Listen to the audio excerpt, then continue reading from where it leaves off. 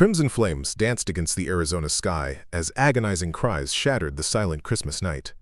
By dawn on December 26, 1852, the sprawling Thornfield Ranch would be nothing but charred timber and blackened stone. This is the story of how one young woman's thirst for vengeance consumed an entire family on the holiest night of the year. The desert wind carried the acrid smell of smoke and burning flesh across the territorial borderlands, where cattle barons ruled like kings and human lives were bought and sold like livestock.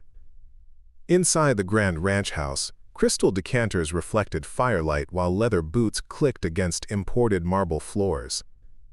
But in the adobe quarters behind the main house, where enslaved families huddled around dying coals, rough woolen blankets provided little warmth against walls that leaked the bitter cold through every crack. 18-year-old Celiora had endured this same Christmas Eve ritual for as long as memory served, watching wealth feast while bondage starved. Tonight, that would finally change. Before we jump back in, tell us where you're tuning in from, and if this story touches you, make sure you're subscribed, because tomorrow I've saved something extra special for you. The grandfather clock in the Thornfield Ranch parlor chimed midnight as orange flames began their hungry dance up the imported silk curtains. Within 6 hours, the screams echoing through the Arizona territorial night would fall silent forever, and the most powerful family in Copper Canyon would be nothing more than charred remains scattered across their marble floors. This December 26, 1852, would mark the end of the Thornfield dynasty and the beginning of a legend that would haunt the American Southwest for generations. What drove an 18-year-old woman to transform a Christmas celebration into a funeral pyre? The answer lay buried in 3 years of systematic cruelty that had pushed human endurance beyond its breaking point. The Thornfield Ranch sprawled across 40,000 acres of prime territorial land, stretching from the red rock mesas to the silver-rich mountains that promised endless wealth to those bold enough to claim it. Cattle bearing the distinctive T brand grazed on grasslands that had been purchased with gold extracted from mines worked by enslaved hands. The ranch house itself stood as a monument to Western ambition, its 2-story adobe and timber construction rising like a fortress against the desert sky. But on this Christmas night, that fortress would become a tomb. The flames that started in the main parlor would spread with suspicious efficiency, consuming not just timber and fabric, but 3 generations of accumulated power built on human suffering. By dawn, investigators would find evidence of deliberate accelerants, carefully placed to ensure no escape route remained viable. They would discover that someone with intimate knowledge of the house's layout had planned this destruction with methodical precision. The territorial authorities would later document 5 bodies pulled from the wreckage. Gavrel Thornfield, age 52, the patriarch who had built his empire on slave labor extracted from both mines and cattle operations. His wife, Mirelle, 47, who had presided over the household with the cold efficiency of a woman who viewed human beings as replaceable tools. Their eldest son, Therick, 24, recently returned from California, with plans to expand the family's mining operations using even more brutal methods. Their daughter, Calith, 19, whose beauty masked a casual cruelty that rivaled her mother's. And youngest son, Lorien, 16, already showing signs of the callous indifference that defined his bloodline. What investigators would not find was any trace of Celiora Vrenak, the young woman who had served the family for 3 years after being purchased at a slave auction in Santa Fe. Her disappearance would launch a territorial manhunt that would span 3 states and consume thousands of dollars in resources. But Celiora had vanished as completely as if the flames had consumed her along with her oppressors, leaving behind only questions that would never be satisfactorily answered. The fire's aftermath would send shockwaves through the territorial power structure. The Thornfield Ranch had been more than just a cattle operation. It was the economic center of an entire region, employing hundreds of workers and controlling the area's water rights, mining claims, and shipping routes. Its sudden destruction would create a power vacuum that would reshape the territorial landscape for decades to come. But perhaps most disturbing to the authorities was the reaction of the enslaved population. Rather than expressing grief or shock at their master's death, the 43 men and women who had labored under Thornfield's brutality maintained an eerie silence that spoke volumes about the conditions they had endured. Some claim to have slept through the entire conflagration, despite the screams and flames that had been visible for miles. Others insisted they had seen nothing unusual, heard nothing suspicious, and knew nothing about Celiora's whereabouts. The territorial governor would eventually close the investigation, officially attributing the fire to an overturned candle in the parlor, despite evidence that clearly pointed to arson. The alternative, acknowledging that an enslaved person had successfully murdered an entire white family and escaped justice, was too dangerous to contemplate. Such an admission might inspire similar acts of rebellion across the territory, threatening the entire system of forced labor that supported the Western economy. The Christmas night that had begun with crystal glasses raised in toast to continued prosperity had ended with those same glasses melted into twisted sculptures of silicon and ash. The family that had celebrated their dominance over human lives had discovered that even absolute power could not protect them from the consequences of absolute cruelty. And somewhere in the vast expanse of the American frontier, a young woman who had been bought and sold like livestock had claimed her freedom in the most final way possible. The legend of the Thornfield Fire would spread through underground networks of enslaved and free people of color, carried by travelers, traders, and escapees who understood that sometimes justice came not through courts or laws, but through flames that burned away the foundations of an unjust system. They would whisper of a woman who had chosen to write her liberation in smoke and ash across the desert sky, creating a story that would inspire and terrify in equal measure. The Arizona Territory in 1852 existed as a harsh frontier where the normal rules of civilized society bent under the weight of isolation, greed, and the brutal necessities of survival. This was a land where fortunes could be made overnight through silver strikes or lost just as quickly to Apache raids, drought, or claim jumpers. In this environment, human life held value only insofar as it could be exploited for profit. The territory's economy depended heavily on three interconnected systems: cattle ranching, silver mining, and forced labor. Large ranch operations like the Thornfield spread required enormous amounts of manual labor to manage herds, maintain infrastructure, and work the silver claims that provided much of their actual wealth. While some ranchers relied on Mexican vaqueros and Anglo cowboys, the most profitable operations had discovered that enslaved labor provided the best return on investment. Unlike the plantation system of the Deep South, slavery in the territorial West took on unique characteristics shaped by geography and economic necessity. Enslaved people worked not just in domestic service, but in silver mines, cattle operations, and the dangerous work of frontier construction.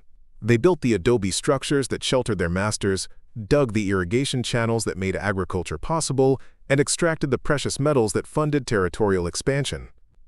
The legal framework supporting this system remained deliberately vague. The territory had not yet achieved statehood, which meant federal oversight was minimal and local authorities wielded enormous power. Wealthy ranchers like Gavril Thornfield could essentially create their own laws on their properties, dispensing justice, punishment, and even death with little fear of outside interference. The nearest federal marshal operated out of Santa Fe, over 200 miles away across dangerous terrain. This isolation created perfect conditions for the kind of systematic abuse that would eventually drive Celiora to her desperate action. The Thornfield Ranch operated as a virtual kingdom, with Gavril as absolute monarch and his family as the royal court. The enslaved population had no legal recourse, no outside authority to appeal to, and no realistic hope of escape across hundreds of miles of desert, populated by hostile Apache bands and bounty hunters, eager to claim rewards for returned property. The ranch itself had been strategically positioned to control access to water rights along Copper Creek, the only reliable water source for 50 miles in any direction. This geographic advantage allowed Thornfield to dictate terms to smaller ranchers, freighters, and prospectors who needed access to water for their operations. He charged exorbitant fees for water rights, demanded exclusive shipping contracts, and gradually absorbed smaller operations that couldn't meet his terms. The main house reflected Thornfield's growing wealth and power. Unlike the simple adobe structures that housed most frontier families, the Thornfield mansion featured imported materials hauled across hundreds of miles of desert at enormous expense. Italian marble floors, crystal chandeliers shipped from New Orleans, mahogany furniture crafted in St. Louis, and silk curtains from San Francisco created an island of Eastern luxury in the harsh Western landscape. But this luxury existed in stark contrast to the living conditions endured by the enslaved population. The quarters consisted of a row of single-room adobe structures with dirt floors, no windows, and roofs that leaked during the brief but intense rainy seasons. Each structure housed between 6 and 8 people, with families separated according to Thornfield's labor needs rather than blood relationships. Privacy was non-existent, comfort minimal, and basic necessities like adequate food, clean water, and medical care were provided only when their absence might impact productivity. The work itself was backbreaking and dangerous. Silver mining required enslaved workers to descend into poorly ventilated shafts where cave-ins, toxic gases, and explosions were constant threats. Cattle work involved long days in brutal heat or bitter cold, with workers exposed to stampedes, wild animals, and the ever-present threat of Apache raids. Domestic workers faced the additional burden of maintaining the impossible standards demanded by Morel Thornfield, whose refined Eastern sensibilities clashed constantly with frontier realities. Preparing and narrating this story took us a lot of time, so if you are enjoying it, subscribe to our channel. It means a lot to us. Now, back to the story. Medical care was virtually non-existent. Injured workers were expected to continue laboring unless their injuries completely prevented movement. Sick workers received no treatment unless their illness might spread to the white family. Pregnant women worked until the moment of labor and returned to full duties within days of giving birth. The death rate among enslaved workers was appallingly high, but Thornfield viewed these losses as acceptable business expenses, easily replaced through periodic buying trips to slave markets in Santa Fe or El Paso. The isolation that made the territory attractive to men like Thornfield also created opportunities for those desperate enough to exploit them. The vast distances between settlements, the minimal law enforcement, and the harsh environment that killed the unprepared also provided cover for those who understood how to survive in the wilderness. An escaped slave who could navigate the desert, avoid Apache war parties, and reach Mexico or California might actually achieve freedom, though the odds against survival were overwhelming. This was the world that had shaped Celiora's existence for 3 years, a world where human beings were reduced to economic calculations and moral considerations were luxuries that frontier society couldn't afford. It was a system designed to crush hope, eliminate resistance, and maintain absolute control through isolation and brutality. But systems built on cruelty contain within themselves the seeds of their own destruction, and on Christmas night 1852, those seeds would finally bear their bitter fruit. Celiora Vrenak had arrived at the Thornfield Ranch in the spring of 1849, one of 7 enslaved people purchased by Gavril Thornfield during a buying expedition to the Santa Fe slave markets. At 15, she possessed the kind of beauty that commanded premium prices at auction: copper-colored skin that spoke of mixed heritage, intelligent dark eyes that missed nothing, and a slender but strong frame well suited to both domestic work and the physical demands of frontier life. But what had truly caught Thornfield's attention was not her appearance, but her skills. Unlike many enslaved people sold in territorial markets, Celiora could read and write in both English and Spanish, abilities that made her invaluable for managing household accounts and communicating with the Mexican vaqueros who worked the cattle operations. She could cook elaborate meals from limited ingredients, maintain delicate fabrics in the harsh desert climate, and possessed an intuitive understanding of herbs and healing that made her the unofficial medical provider for both the enslaved quarters and occasionally the main house. These abilities had been acquired during her early years in New Mexico, where she had been born to an enslaved woman named Tavira and a Mexican craftsman who had briefly worked on the estate where her mother labored. Her father had taught her letters during his short tenure, before being forced to move on when the estate owner discovered the relationship. Tavira had continued her education in secret, understanding that literacy might someday provide opportunities for freedom that physical beauty could not. Celiora's mixed heritage made her situation particularly precarious. Too light-skinned to blend easily into the enslaved population, too dark to pass for white, she occupied a liminal space that attracted unwanted attention from multiple directions. Her intelligence and education set her apart from other enslaved workers, creating isolation even within the quarters where she slept. The Thornfield family treated her as a valuable but dangerous asset, useful for her skills but requiring constant surveillance to prevent her from using those same skills against them. The 3 years at Thornfield Ranch had transformed Celiora from a hopeful teenager into a young woman with eyes that had seen too much and a heart that had hardened against repeated cruelties. She had watched fellow workers die from preventable accidents and treatable illnesses. She had seen families separated when Thornfield sold individuals to cover gambling debts or finance new equipment purchases. She had endured Morel Thornfield's constant criticisms and impossible demands, designed more to assert dominance than to accomplish any practical purpose. Most difficult had been navigating the unwanted attention from the Thornfield men. Gavriel's interest in her had been obvious from the beginning, his lingering stares and inappropriate comments creating an atmosphere of constant threat. Therick, during his periodic visits home from California, had been more direct in his advances, cornering her in isolated parts of the house and making crude propositions that she had to deflect without giving overt offense. Even young Lorien had begun to show signs of the predatory behavior that seemed to be a family trait. Celiora had survived these threats through a combination of intelligence, vigilance, and strategic alliances with other enslaved workers who understood the importance of mutual protection. She had learned to make herself indispensable to Morel, whose dependency on Celiora's domestic skills provided some protection against the men's more aggressive impulses. She had cultivated relationships with the Mexican vaqueros, who respected her language skills and occasionally provided information about the outside world. But perhaps most importantly, Celiora had never stopped learning.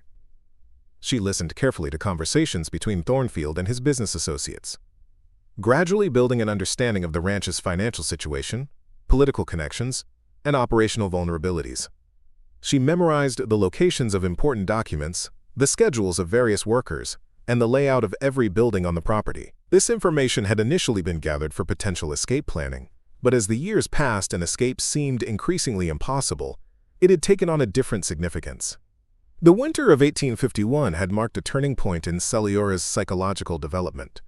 A failed escape attempt by 2 younger enslaved workers had resulted in savage public punishments designed to discourage further resistance. Celiora had been forced to watch as the runaways were beaten unconscious, branded with hot irons, and then worked in chains for months afterward.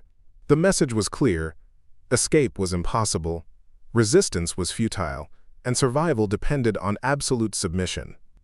But rather than crushing Celiora's spirit, the incident had crystallized her understanding of her situation. She was trapped in a system that viewed her as less than human, surrounded by people who would never recognize her dignity or worth. Traditional routes to freedom, escape, legal appeal, outside intervention were closed to her. If she wanted justice, she would have to create it herself, using the only resources available to her: her intelligence, her knowledge of the ranch's vulnerabilities, and her willingness to accept the ultimate consequences of decisive action. The months following the failed escape had seen subtle changes in Celiora's behavior. She became more attentive to Morel's needs, more efficient in her domestic duties, more deferential in her interactions with the family. To outside observers, she appeared to have accepted her fate and settled into the kind of resigned compliance that masters preferred in their human property. But beneath this facade of submission, Celiora was conducting a different kind of reconnaissance, mapping not escape routes but points of maximum vulnerability. She studied the family's routines, noting when each member was likely to be in specific locations. She observed the seasonal patterns of ranch operations, identifying periods when outside oversight was minimal. She experimented with different methods of food preparation, ostensibly to improve her culinary skills but actually to understand how various substances might be disguised or concentrated. Most crucially, she began to cultivate a reputation for reliability and trustworthiness that would provide her with access to areas of the house normally off-limits to enslaved workers.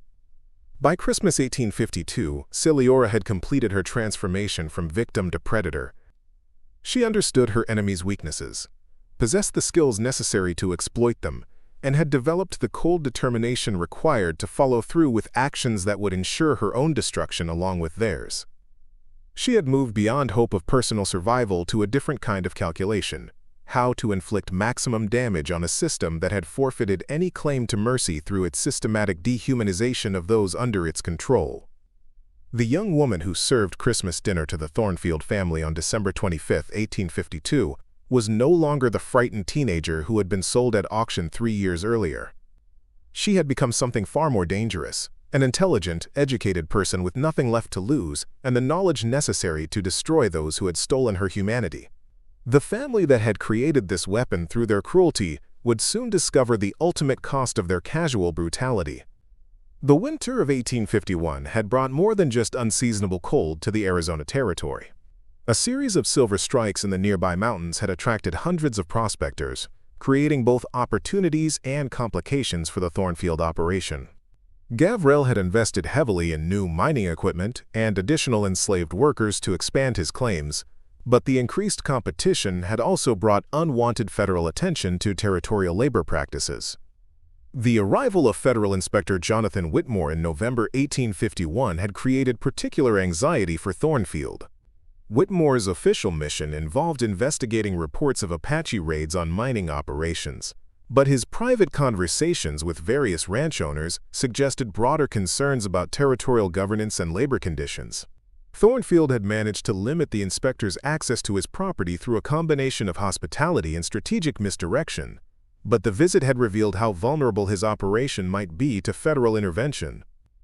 Celiora had been present during many of these conversations, serving meals and cleaning rooms while the men discussed territorial politics and business arrangements.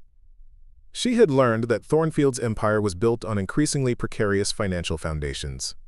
The silver mining required constant investment in equipment and labor, but market prices fluctuated wildly based on transportation costs and eastern demand. Several smaller ranchers had already defaulted on loans, their properties absorbed into Thornfield's holdings at minimal cost.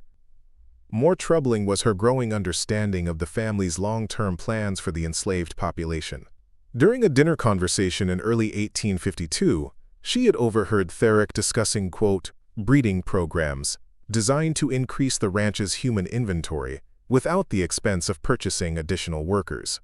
The casual way the family discussed these plans, as if debating cattle breeding rather than human reproduction, had marked another step in Celiora's psychological hardening. The spring of 1852 had brought new cruelties that seemed designed to test the limits of human endurance. A minor theft of food from the main house kitchen had prompted Gavril to implement collective punishment policies that reduced rations for all enslaved workers. The official explanation was that shared responsibility would encourage mutual surveillance and reduce future infractions.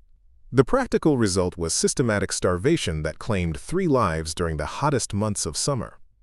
Celiora had watched elderly workers collapse from malnutrition while the Thornfield family imported expensive delicacies from California and New Mexico. She had seen pregnant women lose their unborn children due to inadequate nutrition while the family's horses received better veterinary care than the human workers.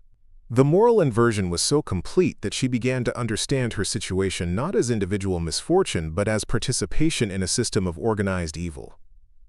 The summer had also brought increased sexual predation from the Thornfield men. Therick's return from California in June had coincided with a marked escalation in assaults on enslaved women. His drunken boasting during family dinners revealed a pattern of behavior that treated sexual violence as a form of entertainment rather than crime. Gavril's response was not condemnation, but amusement at his son's spirited behavior and suggestions for more discreet methods of pursuing his interests. Celiora had become a particular target of this attention, her literacy and domestic skills making her a frequent presence in the main house where encounters with family members were unavoidable. She had developed elaborate strategies for avoiding isolation with any of the men, but the constant vigilance required was psychologically exhausting. The knowledge that her resistance was tolerated only because it amused her oppressors added another layer of humiliation to daily survival. The autumn of 1852 had witnessed the arrival of additional enslaved workers purchased during Thornfield's annual buying expedition. Among them was a young man named Jonas, whose intelligence and education reminded Celiora of her own lost potential. Jonas had been trained as a blacksmith in Texas before being sold to cover his previous master's gambling debts. His skills made him valuable to the ranch operation, but his literacy and articulate speech had immediately marked him as a potential threat. Watching Gavril systematically break Jonas through calculated humiliations and impossible work demands had provided Celiora with a preview of her own likely future. Intelligence and education were tolerated in enslaved people only as long as they served their masters' purposes. Any sign of independent thought or self-respect would be crushed through methods designed to destroy the spirit while preserving the body's capacity for labor. The process of witnessing Jonas's destruction had completed Celiora's transformation from victim to potential avenger. She understood now that survival under this system required the complete abandonment of human dignity, the acceptance of existence so degraded that death might represent an improvement. The choice was not between freedom and slavery, but between a living death that served her oppressors' purposes and an actual death that might serve her own. November had brought news that would prove to be the final catalyst in Celiora's developing plans. Gavrel had arranged to sell 6 enslaved workers to a cotton plantation in Texas, transactions that would separate several families permanently. The sales were motivated not by financial necessity, but by Gavrel's desire to purchase new mining equipment that might increase silver production by a few percentage points. Human relationships were being severed to fund marginal improvements in profitability. Among those selected for sale was an elderly woman named Coraline, who had served as an unofficial grandmother figure to many of the enslaved workers. Her arthritis had reduced her productivity in recent months, making her an obvious candidate for disposal despite decades of faithful service. The family's casual dismissal of her value as a human being had sparked outrage throughout the quarters, though this anger had to be carefully concealed to avoid collective punishment. Celiora had been present when Gavrel informed Mirel of the planned sales, discussing the transactions with the same tone he might use to describe selling surplus livestock.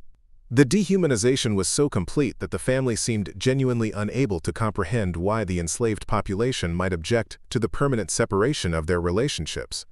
They viewed emotional attachments among their human property as inconvenient obstacles to efficient business operations. December had arrived with unseasonable cold that created additional hardships for the enslaved population.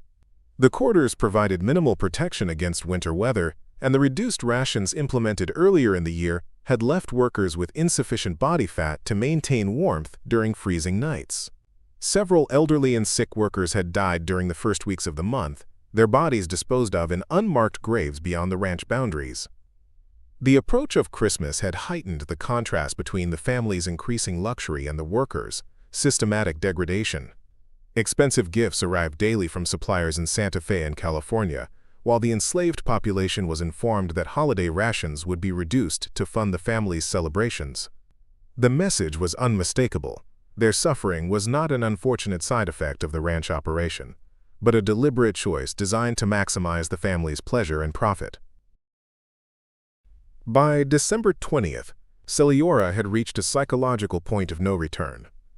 The accumulation of witness cruelties, personal humiliations, and systematic dehumanization had created a mental state where traditional moral calculations no longer applied. She was no longer planning escape or resistance within the existing system, but rather its complete destruction through methods that would ensure her own death along with that of her oppressors. The final week before Christmas would bring the specific incident that would transform Celiora's general rage into focused action, but by then her commitment to destruction was already absolute. The only remaining questions were matters of method and timing, technical details in a plan that had been months in the making. The revelation that would finally push Celiora beyond any remaining hesitation came not through deliberate eavesdropping, but through the family's assumption that enslaved people were essentially invisible and deaf to conversations that didn't directly concern their immediate tasks. On the evening of December 23, 1852, Celiora was cleaning the main parlor's crystal decanters when Gavrel and his eldest son Theric settled into leather chairs near the fireplace for what they clearly considered a private discussion about family business. The conversation began with routine matters, cattle prices, mining equipment maintenance, and shipping schedules for the coming year. Celiora continued her cleaning duties with the practiced invisibility that enslaved domestic workers had perfected, her presence so routine that the men quickly forgot she was within earshot. This cultivated blindness would prove to be a fatal mistake. Theric had been drinking heavily throughout the evening, his voice growing louder and more careless as he discussed his experiences in the California goldfields. His business trip had been successful financially, but his stories revealed a pattern of violence and exploitation that went beyond even the brutal norms of frontier society. He boasted about claim-jumping operations that had left several Mexican miners dead, about prostitutes he had brutalized in San Francisco brothels, and about a Chinese laborer he had beaten to death for allegedly stealing tools. Gavriel's responses revealed not disapproval of his son's actions, but pride in Theric's willingness to do whatever was necessary to advance family interests. The conversation established that violence was not just tolerated within the Thornfield worldview, but actively encouraged as a tool for maintaining dominance and extracting profit from vulnerable populations. Speaking of business opportunities, Theric said, refilling his glass from a bottle of imported whiskey that cost more than most workers earned in a year, I had an interesting conversation with Colonel Morrison about expanding our operations into New Mexico territory. Morrison was a notorious slave trader whose activities had made him wealthy but had also attracted increasing scrutiny from federal authorities. His business opportunities typically involved raids into Mexico to capture free people of color, who could then be sold into slavery in American territories where their legal status was ambiguous. Morrison believes there's substantial profit to be made in the acquisition of additional labor through more aggressive procurement methods. Theric continued, his euphemisms barely concealing the illegal activities under discussion. The federal presence in Santa Fe has been reduced, and the local authorities are more cooperative than they've been in recent years. Celiora's hands remained steady as she polished the crystal, but her attention was now completely focused on the conversation. She understood that aggressive procurement methods meant kidnapping raids designed to capture free Mexican citizens who could be enslaved through forged documents and false claims about their legal status. Gavriel leaned forward with obvious interest. What kind of numbers are we discussing? Morrison suggests we could easily acquire 20 to 30 additional workers within 6 months, primarily young adults with useful skills. The investment would be substantial initially, but the return over 5 years would more than justify the expense. The casual way they discussed human kidnapping, as if evaluating a livestock purchase, represented a new level of moral depravity that stunned even Celiora's hardened sensibilities. These were not people who happened to own slaves through inheritance or legal purchase, but men actively planning to expand human trafficking operations for personal profit. The timing would be ideal, Theric continued. Morrison has identified several villages south of the border, where recent Apache raids have disrupted normal security arrangements.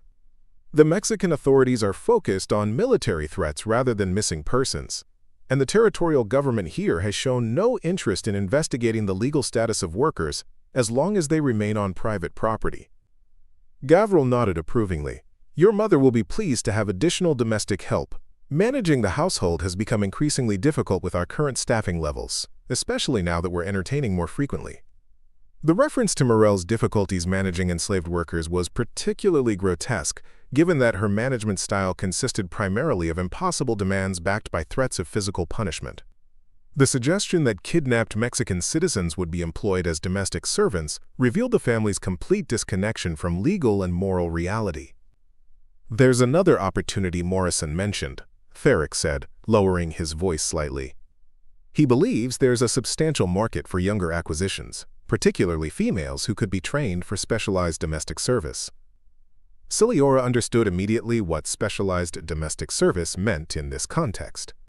The slave markets in New Orleans and Charleston had long featured separate auctions for women and girls intended for sexual exploitation rather than agricultural or domestic labor. The prices for such property were substantially higher than for field workers, making the trade extremely profitable for those willing to participate. The California market has proven particularly lucrative, Theric explained. Mining camp operators are willing to pay premium prices for female workers who can provide various forms of entertainment and companionship. Morrison estimates we could triple our investment within 2 years through careful selection and placement. Gavriel's response revealed the complete moral bankruptcy that had allowed him to build his fortune on human suffering. Excellent. The ranch operation provides excellent cover for such activities, and our isolation from federal oversight makes discovery unlikely. When do you propose we begin? Morrison suggests we start with a small operation in January, perhaps targeting a village near Tucson, where recent conflicts have left the population vulnerable. If the initial venture proves successful, we can expand operations throughout the spring and summer. The conversation continued for another hour, with father and son discussing the logistics of human trafficking with the same attention to detail they might apply to cattle breeding or mining operations. They debated transportation methods, document forgery, and strategies for maintaining control over their victims. They calculated profit margins and discussed market demand in various territorial cities. Throughout this discussion, Celiora continued her cleaning duties with mechanical precision, her outward behavior revealing nothing of the psychological transformation taking place within her.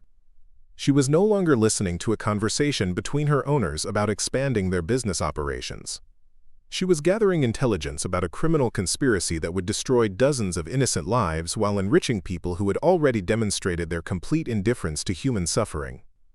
The final revelation came as the men prepared to retire for the evening.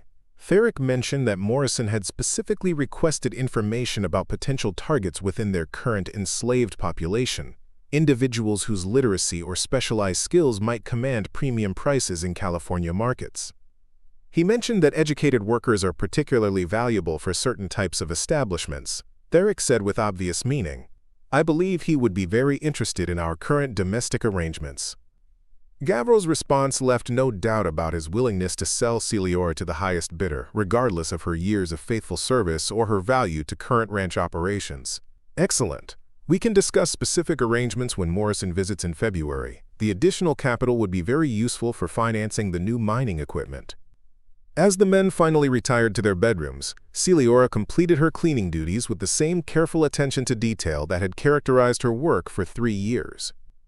But internally, she had crossed a psychological threshold from which there could be no return. The conversation had revealed that her situation was not stable bondage that might eventually lead to freedom through escape or legal change, but rather a temporary condition that would inevitably result in sale to sexual slavery in California mining camps. More importantly, the planned expansion of the Thornfield trafficking operation would create dozens of new victims, innocent people who would be kidnapped from their homes and subjected to the same systematic dehumanization that had defined Celiora's existence. The choice was no longer between personal freedom and continued slavery, but between allowing a criminal conspiracy to expand or taking action to stop it regardless of personal consequences. By the time Celiora returned to the quarters that night, her transformation was complete. She was no longer a victim hoping for rescue or escape, but an agent of justice preparing to deliver a verdict that the legal system would never provide. The Thornfield family had revealed themselves to be not just slave owners, but active participants in human trafficking operations that would expand to harm countless innocent people. Christmas Eve was less than 24 hours away, and Celiora now knew exactly how she would ensure that the Thornfield family's criminal conspiracy would never progress beyond the planning stage. The methodology had been months in preparation, only the final trigger had been missing. Now she had both the means and the moral certainty necessary to follow through with actions that would ensure justice was served, regardless of the personal cost. The hours between midnight and dawn on December 24th marked the final transformation of Celiora Vrenak from victim to executioner. As she lay on her straw mattress in the cramped quarters, surrounded by the soft breathing of other enslaved workers who had no knowledge of what she had overheard, Celiora conducted the most important moral calculation of her life. The conversation between Gavril and Therick had revealed that her situation was far worse than she had imagined, but it had also provided her with the justification she needed to move beyond resistance to complete destruction. The planned expansion of human trafficking operations would create dozens of new victims, innocent Mexican families who would be torn from their homes and subjected to the same systematic dehumanization that had defined her existence at Thornfield Ranch. Celiora understood that she possessed unique knowledge and access that could prevent this expansion, but only through actions that would ensure her own death along with that of her oppressors. The moral mathematics were stark. 5 deaths now to prevent dozens of kidnappings and years of suffering for countless innocent people. But beyond the utilitarian calculation lay a deeper understanding of what the Thornfield family represented. They were not simply cruel masters who happened to own slaves, but active participants in a criminal conspiracy that treated human trafficking as a business opportunity. Their casual discussion of kidnapping, sexual slavery, and murder revealed people who had moved beyond normal moral frameworks into a realm where other human beings existed only as sources of profit or entertainment. Celiora rose before dawn and began her daily routine with the same mechanical precision that had characterized her work for 3 years. But now every action served a dual purpose: maintaining the appearance of normal compliance while conducting final reconnaissance for the plan that had been months in development. She prepared breakfast for the family with extra attention to their preferences, noting their eating habits, timing, and the household's daily rhythm during the Christmas season. The Thornfield Ranch house had been built with the kind of ostentatious grandeur that frontier wealth demanded, but its construction also reflected the practical necessities of desert living. The thick adobe walls provided insulation against extreme temperatures, but they also created a structure that would burn differently than the wooden buildings common in eastern territories. Ciliora had spent 3 years learning every detail of the house's construction, from the hidden passages used for winter heating to the storage areas where flammable materials were kept. The main house featured 2 stories connected by a grand staircase that served as the centerpiece of Gavril's entertaining space. The ground floor contained the kitchen, dining room, parlor, library, and Gavril's business office, while the second floor housed the family bedrooms and a storage area for seasonal clothing and linens. Each room had been furnished with imported materials designed to showcase the family's wealth and sophistication, but these same materials would prove to be perfectly suited for rapid combustion under the right conditions. Celiora's domestic duties had given her intimate knowledge of the house's daily routines and security measures. She knew that Gavril kept the business office locked at night, but that the key hung on a hook in the kitchen where she had easy access during her morning preparations. She understood the family's sleeping patterns, their tendency to drink heavily during holiday celebrations, and their complete trust in the enslaved workers, supposed loyalty and compliance. Most importantly, she had identified the house's most vulnerable points for fire initiation and spread. The library contained thousands of books and papers that would ignite quickly and burn intensely. The parlor's imported silk curtains and Persian rugs would provide excellent accelerants. The dining room's wooden furniture and alcohol storage would ensure rapid flame spread. The staircase's construction would create a natural chimney effect that would drive fire and smoke toward the second-floor bedrooms where the family slept. The kitchen provided access to all the materials necessary for creating accelerants and ensuring complete combustion. Cooking oils, lamp fuel, and cleaning solvents were stored in various locations throughout the house, their presence so routine that moving them would attract no attention. Ciliora had experimented with different combinations during her regular cleaning duties, understanding how various substances would behave when exposed to flame and heat. But the most crucial element of her plan involved timing and access. Christmas Eve represented the perfect opportunity because the family's traditional celebrations would leave them heavily intoxicated and sleeping deeply. The holiday also meant that the usual security measures would be relaxed, with most of the Mexican vaqueros visiting families in nearby settlements. The ranch would be virtually empty except for the main house and the enslaved quarters, providing optimal conditions for uninterrupted action.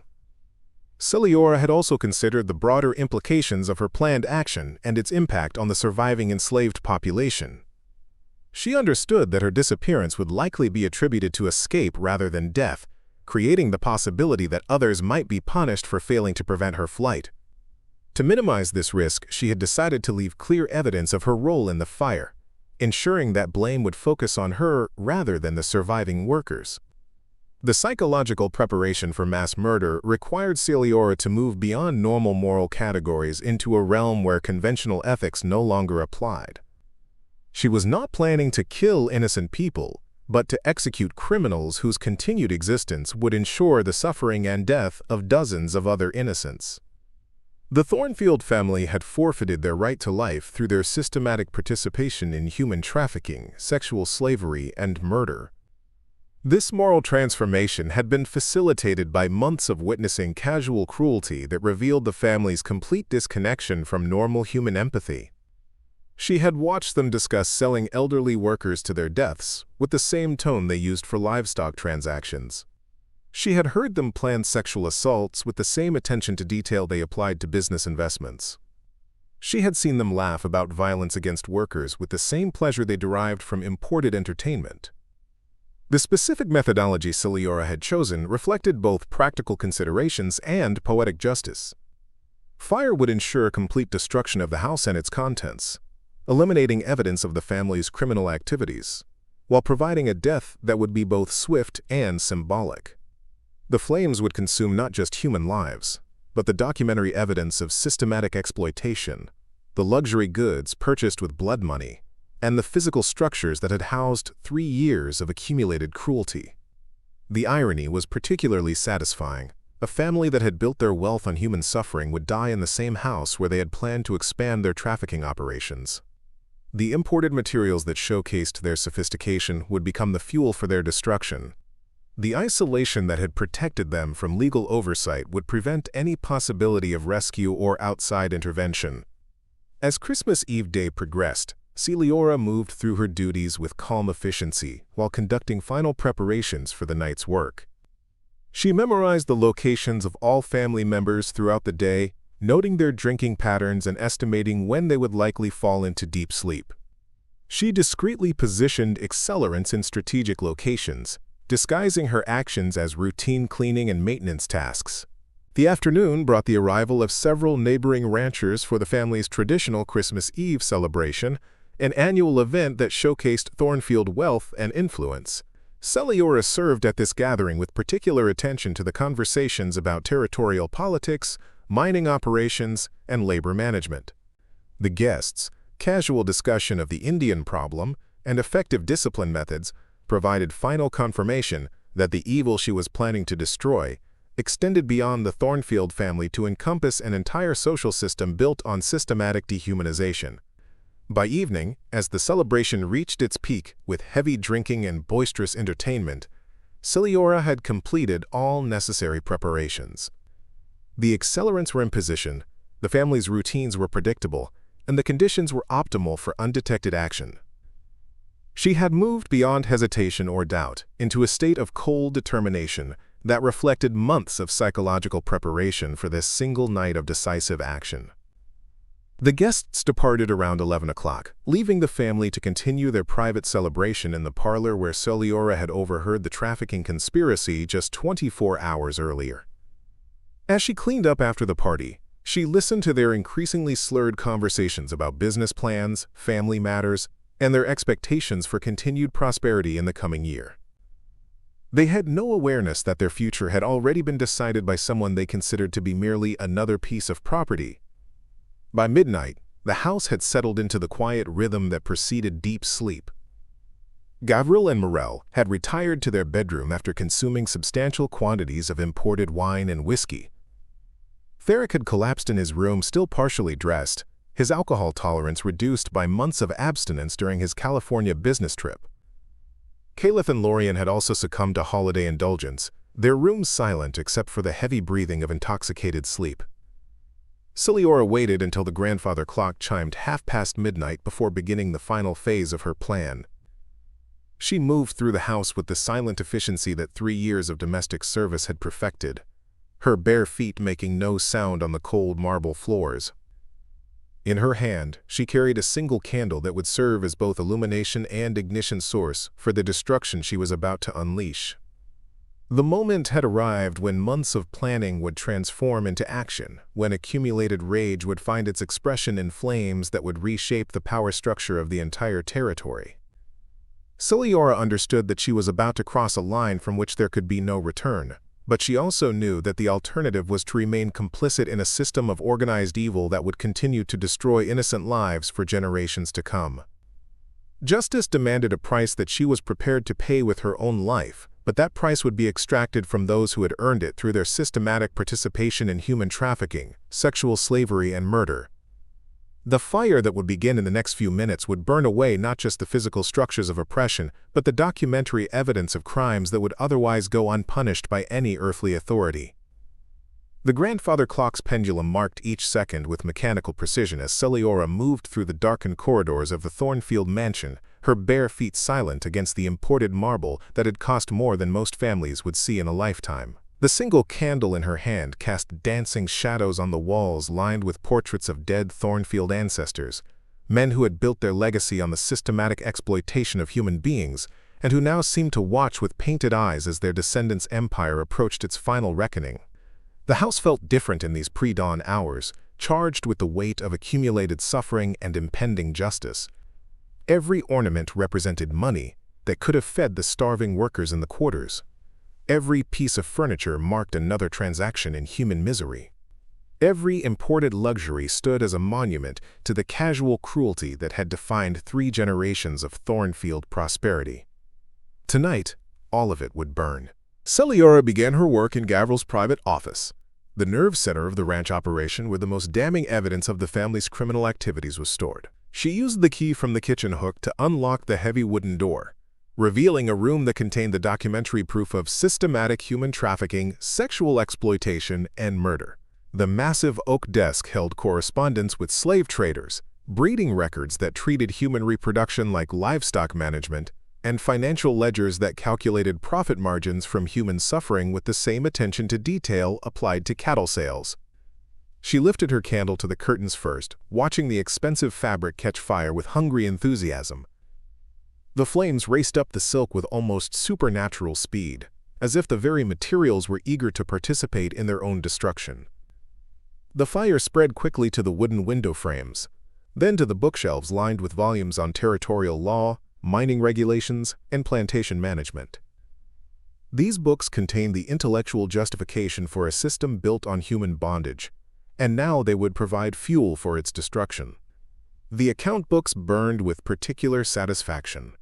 Page after page of human transactions, breeding schedules, punishment records, and profit calculations disappeared in the flames. Celiora watched Gavril's careful handwriting curl and blacken as fire consumed records of slave purchases, sexual assault schedules, and correspondence with other traffickers about expansion plans. The documentary evidence of crimes that would never be prosecuted by territorial authorities was being erased by a higher form of justice. Moving systematically through the ground floor, Celiora applied her candle to strategic points that would ensure rapid fire spread and complete combustion.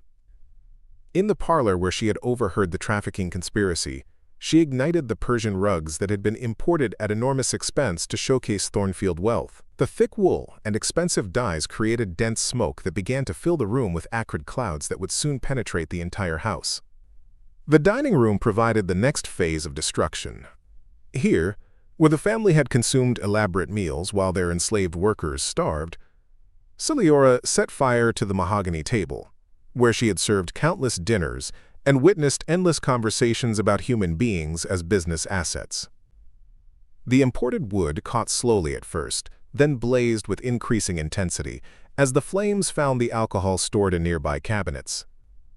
Bottles of French wine and Kentucky whiskey exploded in sequence, sending jets of burning liquid across the room to ignite furniture, drapery, and decorative objects. The kitchen presented both practical challenges and symbolic opportunities. As the source of countless meals prepared by her mother's bleeding hands, this room represented the daily humiliation of forced labor performed for people who viewed their workers as less than human. Celiora methodically applied flame to cooking oil containers, creating pools of burning accelerant that would ensure the fire reached temperatures hot enough to consume even the adobe walls. But she also took time to destroy specific objects that held particular meaning. The imported china that had never touched enslaved lips shattered in the heat, while crystal glassware melted into abstract sculptures of pure silica. The elaborate cooking equipment purchased with blood money warped and twisted as extreme temperatures transformed tools of oppression into monuments to justice. The flames were spreading faster than even Celiora had anticipated, fed by the dry desert air and the combustible materials that filled every room. The house's construction, designed to impress visitors with Thornfield wealth and sophistication, proved to be perfectly suited for rapid destruction. The timber frame created natural channels for fire and smoke movement, while the imported materials burned with an intensity that would have been impossible with local construction materials. As she moved toward the grand staircase that would carry her to the second floor, Celiora paused to ensure that escape routes were properly blocked. The front door received special attention, with burning oil poured across the threshold to create a barrier of flame that would prevent anyone from reaching safety through the main entrance. The servants' entrance at the rear of the house was similarly treated, ensuring that the family would be trapped on the second floor with no viable escape route. The staircase itself became a chimney that drew fire and smoke upward with terrifying efficiency. The mahogany banister, polished weekly by enslaved hands, blazed like a torch that lit Celiora's path toward the family bedrooms. The crystal chandelier that had illuminated so many dinner parties where human trafficking was planned as casual business discussion now swayed dangerously as heat expanded the ceiling supports and weakened the mounting hardware. The second-floor hallway stretched before her like a corridor in a house of judgment, lined with bedroom doors behind which the Thornfield family slept in silk pajamas and goose-down bedding, unaware that their world was ending as surely as they had ended so many others. The heat was becoming intense now, sweat streaming down Ciliora's face as she moved from room to room, spreading fire with methodical precision while the structure groaned and cracked around her. Gavrelle and Morel's master bedroom received particular attention. This was where the patriarch of human trafficking had slept peacefully, while planning the kidnapping of Mexican families for sexual slavery in California mining camps. Ciliora applied her candle to the expensive draperies surrounding their four-poster bed, watching flames engulf the silk canopy that had cost more than most enslaved families would earn in several lifetimes of labor they would never see. The smoke was thickening rapidly now, making each breath a struggle as toxic fumes from burning luxury goods filled the air. Ciliora could hear the family beginning to stir, confused voices calling out as the smell of burning fabric and wood penetrated their alcohol-induced stupor. Gavrille's voice carried through the bedroom door, slurred and panicked as he tried to understand what was happening to his fortress of exploitation. Ferrick's room required special consideration given his enthusiastic participation in the trafficking conspiracy and his plans to expand sexual slavery operations. Ciliora set fire to his travel documents and business correspondence, ensuring that evidence of his California activities would be destroyed along with his body. The flames consumed maps marking potential kidnapping targets, financial records from prostitution operations, and letters from criminal associates who shared his enthusiasm for human degradation. The children's rooms presented a different moral calculation. Caliph at 19 had already demonstrated the casual cruelty that marked her as a full participant in the family's criminal operations. Her treatment of enslaved workers revealed someone who had embraced the Thornfield philosophy of human exploitation with enthusiasm.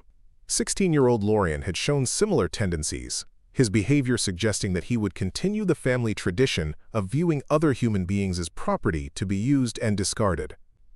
By the time Ciliora reached the final bedroom, the house was fully engulfed in flames that roared like a living thing demanding to be fed. The heat had become almost unbearable, the smoke so thick that visibility was reduced to just a few feet in any direction. She could hear the family's voices growing more desperate as they discovered that every escape route had been blocked, that the windows were too high for safe jumping, that they were trapped in the same way they had trapped so many others in lives of bondage and degradation.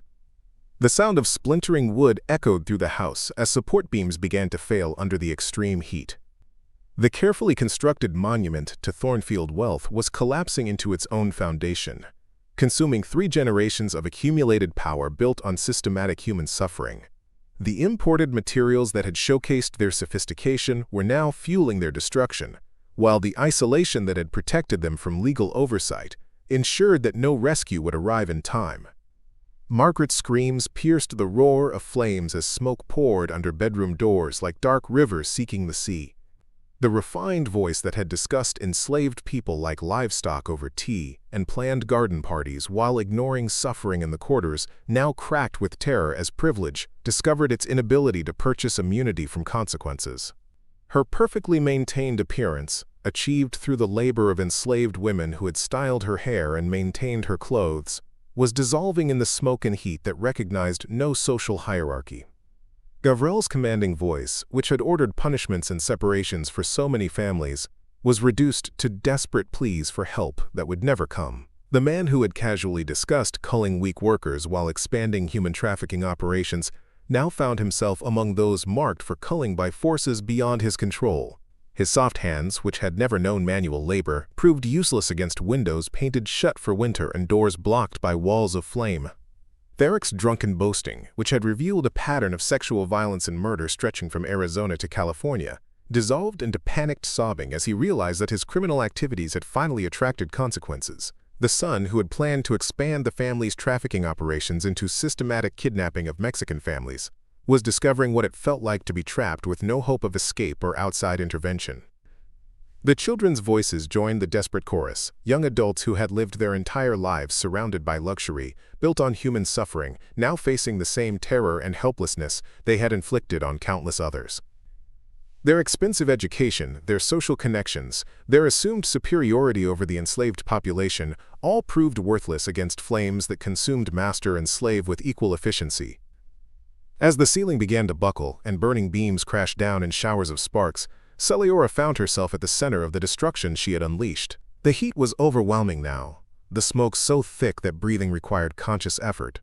But she remained in the house she had set ablaze, choosing to witness every moment of the justice she had delivered. The decision to stay was not born of suicidal despair, but of a determination to see her choice through to its completion. The flames had created their own weather system within the house, drawing fresh air through broken windows and exhausting superheated gases through holes burned in the roof. The resulting convection currents fed the fire with scientific efficiency, ensuring that temperatures reached levels that made survival impossible for anyone still inside the structure. What had taken generations to build was being erased in hours, wealth and power dissolving into ash and memory. Outside, the enslaved community had awakened to the smell of smoke and the glow of flames against the star-filled desert sky. Some ran toward the house, their instinct to help overriding years of abuse and degradation. Others stood motionless, watching their oppressors' world burn with emotions too complex to name or express. The sight of the great house destroying itself created a psychological rupture that would reshape how they understood power, resistance, and the possibility of justice in a world built on systematic cruelty. Among those who hesitated was Coraline, the elderly woman scheduled for sale to a Texas cotton plantation where brutal conditions would quickly kill someone of her age and physical condition. As she watched flames consume the house where she had labored for over 15 years, where her humanity had been denied daily, where her family relationships had been severed from marginal improvements in profitability, she felt something she had never experienced before. The sensation of watching divine judgment served hot and complete. The search for Celiora began immediately, though the chaos of the fire made systematic investigation impossible. Some of the enslaved workers claimed to have seen her earlier in the evening, but no one could provide specific information about her current whereabouts. The timing was too convenient to be coincidental, but the evidence was circumstantial, and the witnesses were people whose testimony would carry no weight with territorial authorities even under normal circumstances. As dawn approached, what remained of the Thornfield mansion resembled nothing so much as the burned skeleton of some massive prehistoric creature. The chimney stood alone against the lightening sky, a tombstone marking the grave of a way of life built on human suffering. The imported marble had cracked under extreme heat, while metal fixtures had melted into abstract sculptures that bore no resemblance to their original forms. The fire had been so thorough that investigators would find it difficult to determine the original layout of many rooms, let alone identify specific evidence of arson or locate individual human remains. The temperatures had been intense enough to consume not just organic materials, but to damage stone and metal, in ways that suggested deliberate use of accelerants and strategic placement of combustible materials. But among the ashes, searchers would make discoveries that defied easy explanation. In what had been Gavril's office, they found the safe's contents reduced to ash, except for a few gold coins that had melted and reformed into unrecognizable shapes. The account books that documented systematic human trafficking had been completely destroyed, along with correspondence that would have provided evidence of criminal conspiracy extending far beyond the Thornfield operation. Most puzzling was the discovery of Celiora's iron shackles, found in the ruins of the master bedroom, opened and placed carefully on what remained of the imported marble floor. The symbolism was unmistakable.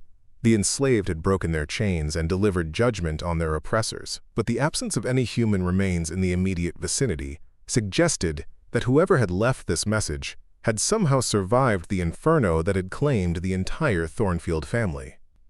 The question of Celiora's fate would consume territorial authorities for months to come, launching investigations that would span 3 states and territories. But no trace of her would ever be found, leading to speculation that ranged from successful escape to supernatural intervention. The woman who had been bought and sold like livestock had vanished as completely as if the flames had transformed her into smoke and carried her away on the desert wind. The morning sun rose over the smoldering ruins of the Thornfield Ranch like a blood-red witness to the previous night's reckoning. Within hours, word of the fire would begin spreading through underground networks of communication that connected enslaved communities across the American Southwest. carried by travelers, traders, and the handful of free people of color who moved between settlements despite the constant danger of kidnapping and enslavement. Territorial Sheriff Marcus Kelway arrived at the scene shortly after dawn, his weathered face grim as he surveyed what remained of one of Arizona's most powerful families. The destruction was so complete that identifying individual rooms required careful examination of foundation stones and surviving wall fragments. What disturbed Kelway most was not the physical devastation, but the behavior of the surviving witnesses. The 43 enslaved people who had suddenly found themselves legally free maintained an unnaturally uniform silence that spoke volumes about what they had endured under Thornfield rule. "Anyone see how this started?" Kelway asked, his voice carrying the authority of 15 years in territorial law enforcement. The response was a wall of blank stares and carefully neutral expressions. These people had spent their lives perfecting the art of seeing nothing, knowing nothing, and revealing nothing to white authorities. Now that skill served a different purpose entirely, protecting not themselves but the memory of someone who had chosen to write her liberation in flames across the desert sky. Coralyn stepped forward, her aged face a mask of practiced ignorance despite the intelligence that flickered behind her eyes. "We was all asleep in the quarters, Sheriff. Woke to the smell of smoke, but it was too late to help." Her words carried the weight of truth while concealing layers of meaning that would never be spoken aloud. The other workers nodded in agreement, their unified response revealing a level of coordination that made Kelway increasingly uncomfortable. The sheriff's investigation revealed disturbing evidence that contradicted the simple accident narrative he hoped to establish. The fire had clearly started in multiple locations simultaneously, with accelerant patterns suggesting someone with intimate knowledge of the house's layout had planned the destruction with methodical precision. The complete absence of any human remains in areas where Celiora should have been found raised questions that territorial authorities were reluctant to pursue. Dr. Benjamin Harrison, the territorial coroner, arrived from Tucson to examine what remained of the Thornfield family.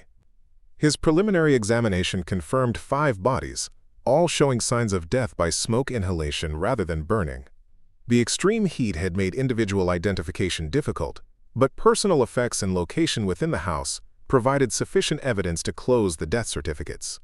What troubled Harrison was the discovery of open shackles in the master bedroom, placed with obvious symbolic intent, but accompanied by no human remains. "Sheriff," Harrison called from the ruins of Gavrel's office, his voice tight with confusion. "You need to see this." Among the ashes where the account books had burned, he had found something that defied easy explanation. A perfect circle of unburned floorboards, as if the fire had deliberately avoided one specific area. In the center of that circle lay a brass key, unmarked by flame or heat, its intricate engraving suggesting it had once opened something of great importance. The key became the focus of intense speculation among both authorities and the surviving enslaved population. Some believed it was evidence of supernatural intervention, a sign that divine justice had been served on the Thornfield family. Others suggested it was a deliberate message left by whoever had set the fire, a symbol whose meaning would become clear only to those who understood the deeper significance of the night's events. Within a week of the fire, Kelway faced a choice that would define both his career and his conscience. He could pursue the investigation aggressively, following every lead until he uncovered the truth about who had destroyed the Thornfield family and why. Or he could file a report attributing the disaster to accidental causes, avoiding questions that territorial society was not prepared to answer. The decision was complicated by pressure from other ranch owners who feared that detailed investigation might inspire similar acts of rebellion on their own properties. Governor William Carr's emergency meeting in Tucson brought together the territory's most powerful men to address what they privately termed the Thornfield situation. Present were Sheriff Kelway, 3 neighboring ranch owners, the territorial prosecutor, and Dr. Harrison, whose medical opinion would legitimize whatever story they chose to tell. The room filled with expensive tobacco smoke and nervous tension as Arizona's power structure grappled with a problem that threatened their entire economic foundation. "We cannot allow this to be seen as anything but a tragic accident," declared Colonel Harrison Webb, whose ranch bordered the former Thornfield property. Webb's words carried weight beyond his political influence.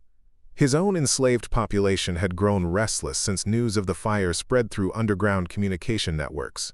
Reports reached him daily of work slowdowns, whispered conversations that stopped when overseers appeared, and a general atmosphere of expectation that made him sleep with loaded weapons beside his bed. The conspiracy of silence that emerged from this meeting required active participation from everyone present. Each man had to agree not just to accept the accidental fire narrative, but to actively promote it, suppress any evidence that contradicted the official story, and ensure that Celiora's disappearance was never seriously investigated. The stakes were made explicit. Acknowledge that an enslaved person could successfully murder an entire white family and face the complete collapse of the territorial labor system. Dr. Harrison found himself caught between scientific integrity and political necessity. His examination of the fire scene had revealed clear evidence of arson, systematic accelerant use, and planning that could only have been accomplished by someone with intimate knowledge of the house's vulnerabilities. But admitting these findings would require authorities to acknowledge that enslaved people possessed both the intelligence and determination to plan and execute such sophisticated operations. "Perhaps my initial assessment was hasty," Harrison said carefully, his medical training warring with political pressure. "Fire patterns can indeed be deceiving, especially when examining ruins after weather has altered the evidence." The words felt like acid in his mouth. But the alternative was professional destruction and possible physical danger from ranch owners who would view honest testimony as an existential threat. The official report that emerged from this meeting satisfied no one but protected everyone. "Accidental fire caused by unattended holiday candle," Sheriff Kelway wrote, his signature sealing a lie that would echo through territorial history. The document attributed Celiora's disappearance to probable escape attempt during the confusion of the fire, a gauche explanation that avoided uncomfortable questions about her role in the destruction, while maintaining the fiction that enslaved people were too simple to plan complex operations.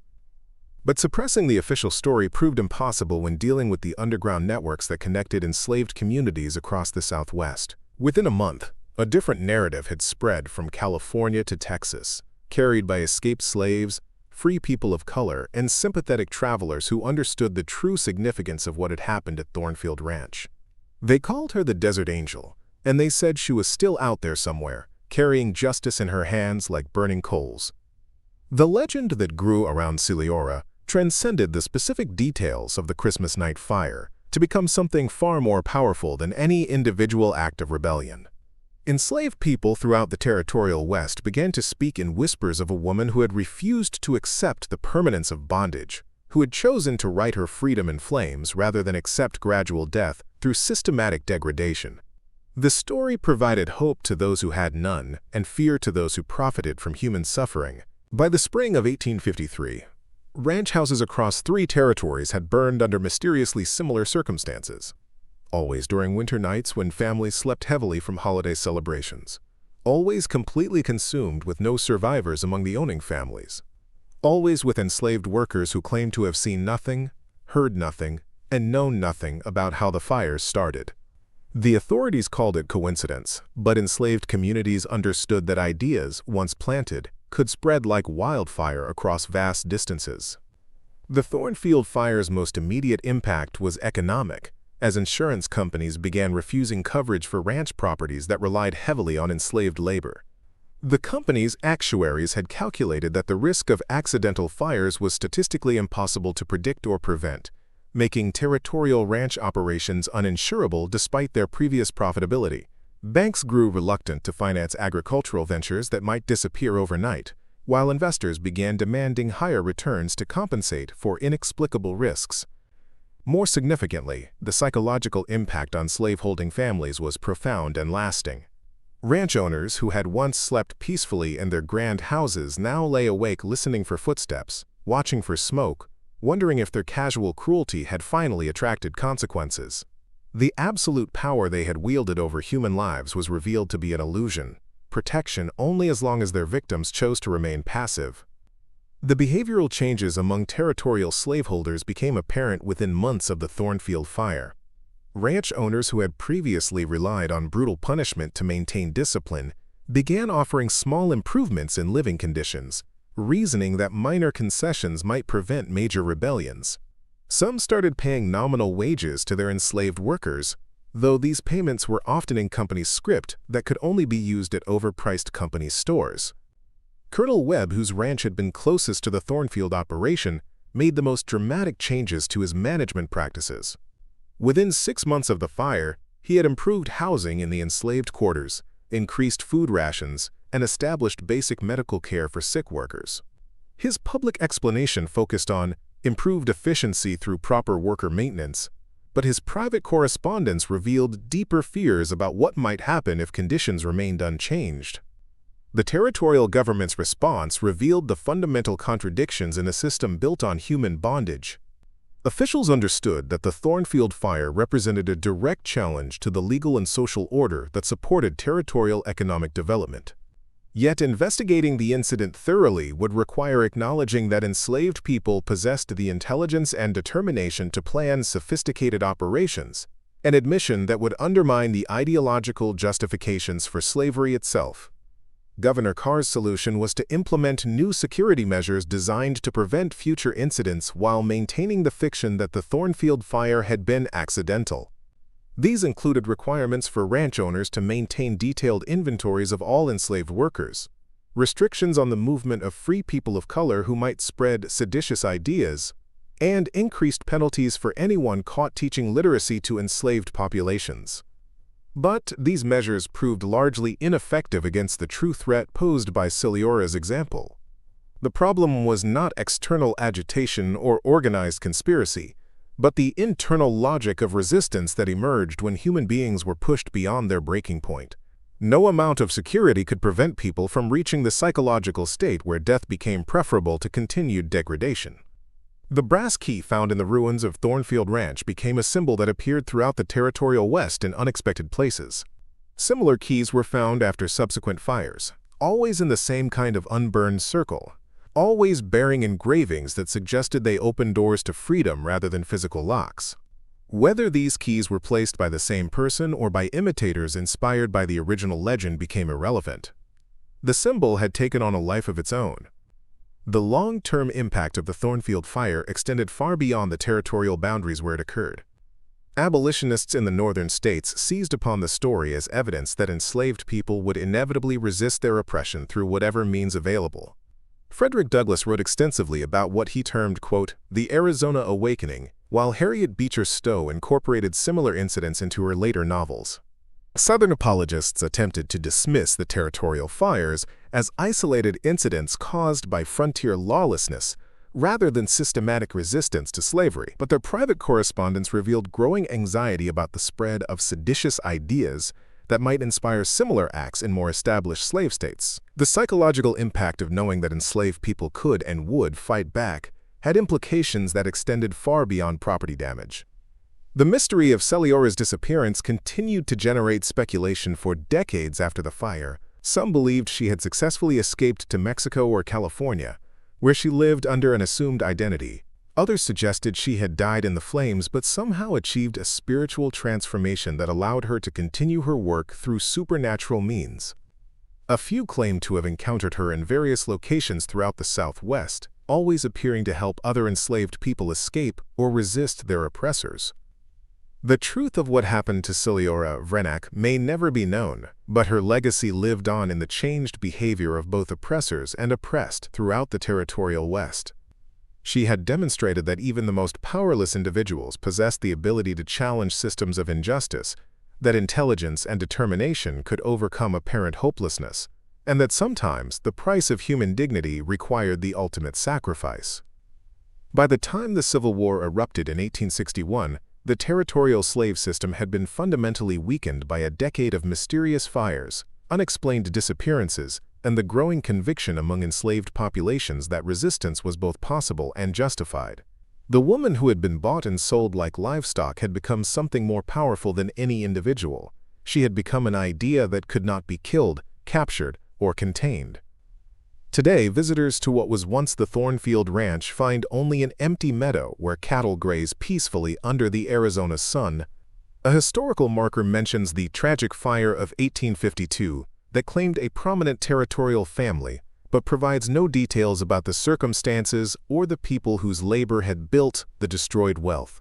The official silence continues, but in the whispered stories passed down through generations, Siliora's true legacy endures as a reminder that justice sometimes comes not through courts or laws, but through the actions of those who refuse to accept the unacceptable, regardless of the personal cost. Up next, you've got two more standout stories right on your screen. If this one hit the mark, you won't want to pass these up. Just click and check them out. And don't forget to subscribe and turn on the notification bell so you don't miss any upload from us.